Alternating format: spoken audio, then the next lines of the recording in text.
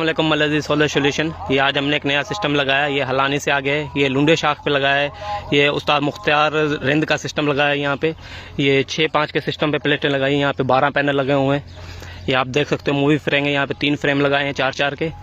ये आप देख सकते हो माशाल्लाह मुकम्मल वायरिंग कर दिया। आज अंडरग्राउंड वायरिंग की है इसकी हमने।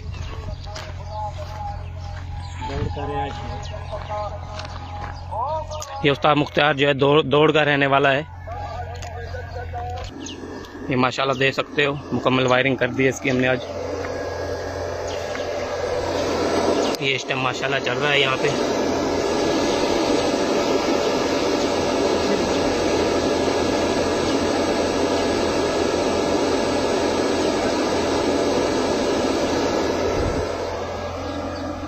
ये आप देख सकते हो मूविंग फ्रेम है। ये सुबह की डायरेक्शन पे है।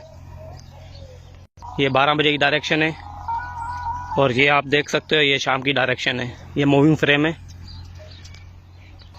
ये यहाँ से एलटी जा रही है। ये तकरीबन 1100 फुट दूर है। ये माशाल्लाह आप देख सकते हो ये एलटी लगाई है यहाँ पे।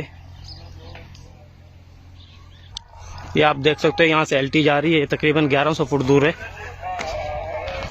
ये आप देख सकते हो यहाँ से एलटी आ रही है और प्लेटें जो है सामने लगी हुई है यहाँ पे। ये 1100 फुट दूर लगी हुई है यहाँ से। ये 3 फ्रेम है। ये आप देख सकते हो।